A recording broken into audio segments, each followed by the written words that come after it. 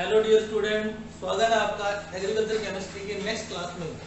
देखिए, last class जो थी बुधवार को कल, उसमें अपन ने पढ़ा था धनायन विनिमय तथा पौधों में पोषण।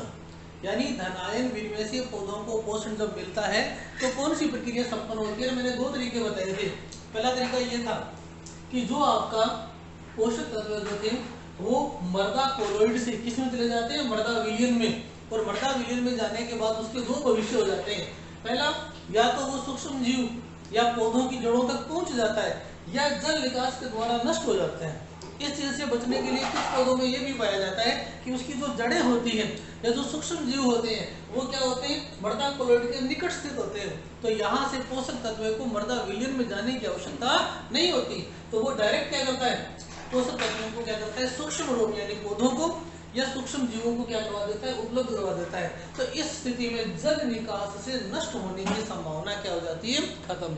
ये अपनी लास्ट क्लास का टॉपिक था, क्लियर है। अब देखो जी, आज का अपना जो टॉपिक रहेगा वो रहेगा धनायन विनिमय से पौधों को पोषक तत्वों की प्राप्यता किन किन चीजों पर निर्भर करती है।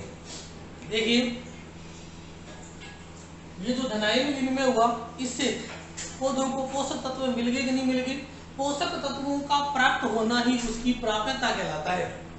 किसी पौधे को पोषक तत्व प्राप्त होना ही क्या कहलाता है, प्राप्यता। और ये जो प्राप्यता है ये किन किन बातों पर निर्भर करती है, ये आज का टॉपिक रहेगा। तो बेटा जी कॉपी निकाल लो, आज की क्लास स्टार्ट करते हैं। आज का हेडिंग है धनायन विनिमय से पोषक तत्वों की प्राप्यता किन किन कारकों पर निर्भर करती है, या धनायन विनिमय से पोषक तत्वों की प्राप्यता को प्रभावित करने वाले कारक।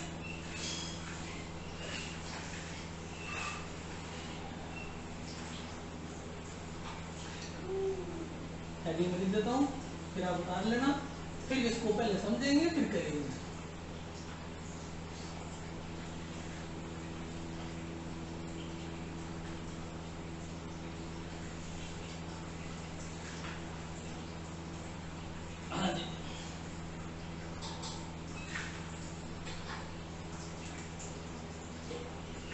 आज का हेडिंग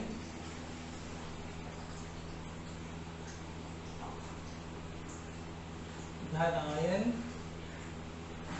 विनिमय से पोषक तत्वों की प्राप्यता, ये क्या है, प्राप्यता को प्रभावित करने वाले कारक। वो सारे कारक जो पोषक तत्वों की प्राप्यता को या प्राप्त होने को घटा या बढ़ा देते हैं वो सब इसमें लिखे जाते हैं। क्लियर है। धनायन विनिमय से पोषक तत्वों की प्राप्यता को प्रभावित करने वाले कारक, ये आज का हेडिंग है, थोड़ा सा इंपॉर्टेंट है। तो हेडिंग डाल लो, धनायन विनिमय से पोषक तत्वों की प्राप्यता को प्रभावित करने वाले कारक। प्रभावित करने वाले कारक, देखो मुख्य रूप से तीन कारकों को पढ़ा जाता है। क्लियर है। नंबर एक, आपको भी लिखना नहीं है, आपको सिर्फ समझना है, फिर मैं लिखा दूंगा। धनायन संतृप्ति, पहला जो कारक है वो क्या है, धनायन संतृप्ति। दूसरा है संगुणित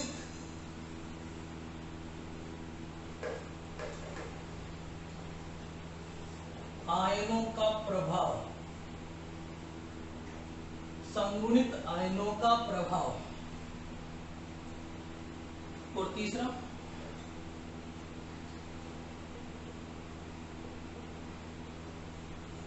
कोलोइडों का प्रकार या कोलोइड का प्रकार की बात है। सबसे पहले तो देखेंगे कि पढ़ क्या रहे हैं। ठीक है, देखो ये एक पौधा है,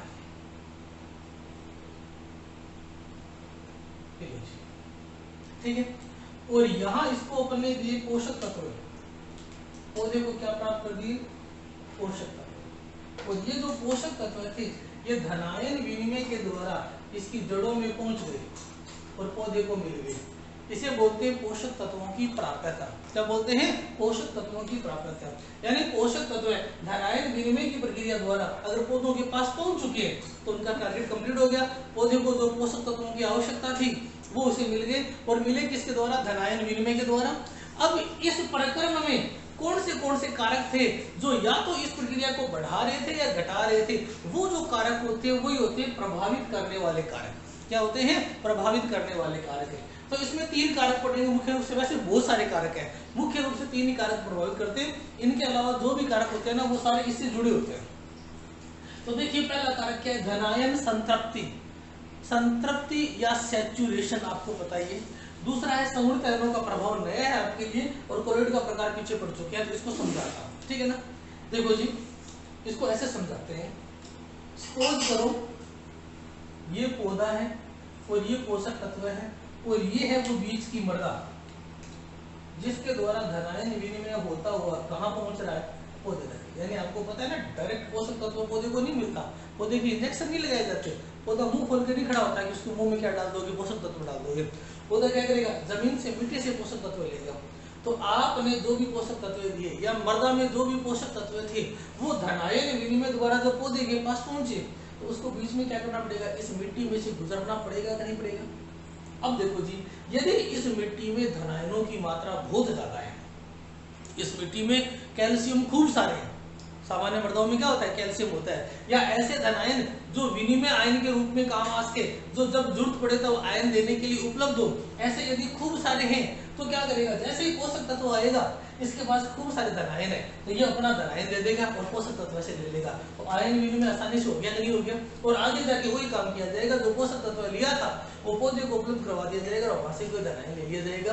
तो ये काम कब संपन्न होता है, जब आपकी मृदा के पास खूब सारे धनायन हो। और खूब सारे धनायन की जो स्थिति है ना उसी को बोलते हैं धनायन संतृप्ति।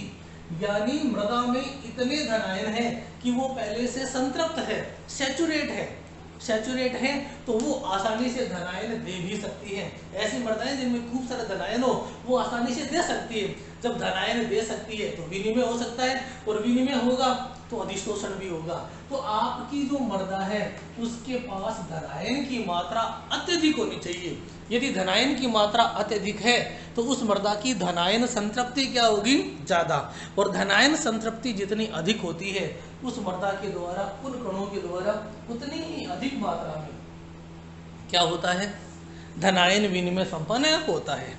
और विशेष रूप से मैंने आपको पहले कहा था कि मृदाओं में सबसे ज्यादा क्या होना चाहिए, कैल्शियम। तो ये बताया जाता है कि वो मृदाएं जो कैल्शियम संतृप्त है, अब हो सकता है कि और कोई धनायन आपके पास बहुत ज्यादा हो और वो विनिमय ना करे, लेकिन कैल्शियम की आदत क्या होती है, विनिमय करने की। और यदि कोई मृदा कैल्शियम संतृप्त है तो तुरंत प्रभाव से क्या करेगी, कैल्शियम के द्वारा उस धनायन का विनिमय कर लेगी कि नहीं कर लेगी, और आसानी से क्या हो जाएगा, आयन का विनिमय। तो पहला जो टॉपिक है धनायन विनिमय से पोषक तत्वों की प्रभावित करने वाले कारकों में वो है धनायन संतृप्ति। क्या है, धनायन संतृप्ति। और धनायन संतृप्ति में भी कौन सी, कैल्शियम संतृप्ति। तो क्या लिख सकते हैं, ऐसी मृदाएं जो कैल्शियम संतृप्त होती है या जिनमें कैल्शियम की मात्रा या धनायनों की मात्रा अत्यधिक होती है वो मृदाएं धनायन विनिमय भी तीव्रता से करती है और पोषक तत्वों को आसानी से पौधों को उपलब्ध करवा देती है, यानी प्राप्यता को बढ़ा देती है। क्लियर हुआ, आगे दिखाएंगे, पहले ये समझो। दूसरा है संगुणित आयनों का प्रभाव। संगुणित शब्द अंग्रेजी का वर्ड आया है कॉन्जुगेटेड, वहां से आया है कॉन्जुगेट या संगुणित। संगुणित आयन वो होते हैं जो किसी आयन के साथ उपलब्ध रहते हैं, ठीक है ना। जैसे मैं आपको समझाता हूँ संगुणित आयनों का क्या मतलब है।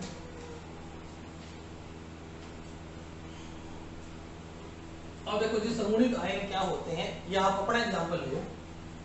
ये आपकी क्लास है और इस क्लास में आप बैठे हैं, यहाँ एक बच्चा बैठा है, ठीक है। अब देखो जी, अब इसके पास हम दो की बात करते हैं, एक यहाँ कोई बच्चा बैठा है, ठीक है।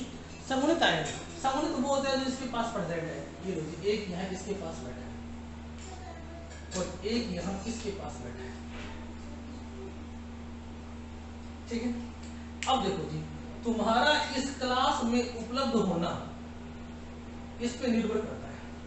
अगर ये तुम्हारा बेस्ट फ्रेंड है, तुम्हारा बहुत अच्छा दोस्त है, तुम सारे दिन एक दूसरे के साथ रहते हो और अच्छी तरह, हाँ बेटा ये क्लास चल रही है बेटा, आपको पढ़ना है? नहीं, तो पढ़ना नहीं आता। आता है, आप यहाँ बैठ जाइए, ठीक है ना। ये देखो ये दो बच्चे हैं, ठीक है ना, ये इसका फ्रेंड है।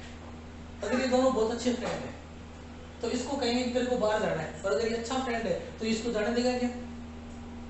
नहीं जाने देगा ना, इसको रोक देगा। इसी को बोलते हैं समूहित आयन प्रभाव। यानी कुछ आयन ऐसे होते हैं जो किसी आयन के विनिमय को रोक लेते हैं। अच्छा यहाँ बात करते हैं, हाँ बेटा जैसे को बनाना नहीं आता। अच्छा ठीक है, मैं आपको सिखाऊंगा, ठीक है। तो बच्चे को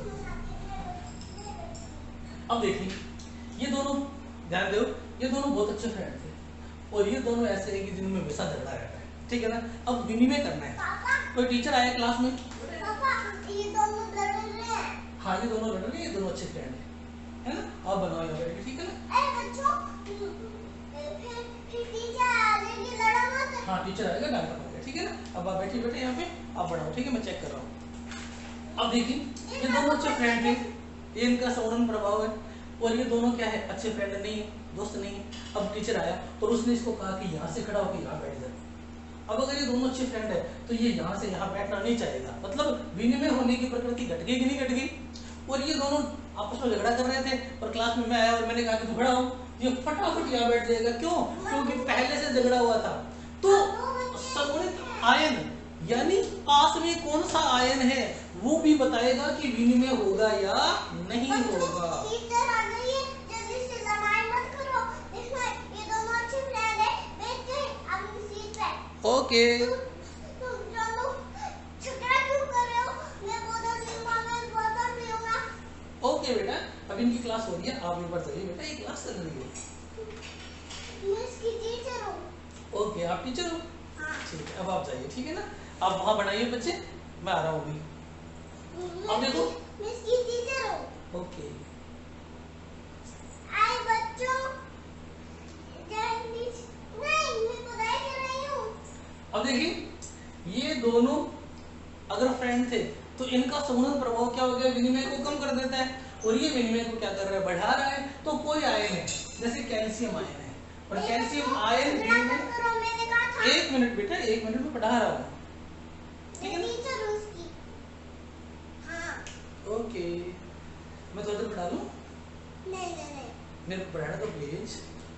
और उस जगह पे पढ़ाया बच्चों को, उस बच्चों को डांटी, उस बच्चों को छोड़ने देती हूँ। ए बच्चों, तूने फिर से झगड़ा किया तो मैं तुमको सारे को चॉकलेट दे दूंगी। तुम झगड़ा कर रहे हो, तुम झगड़ा कर रहे हो। मैं चॉकलेट दूंगा, मैं बोतल ये दूंगा। झगड़े नहीं कर रहे बेटा, इन्होंने कह दिया कि हाँ ये दोनों दोस्त बन गए, ये दोनों अच्छे दोस्त हैं, ये दोनों भी अच्छे दोस्त हैं।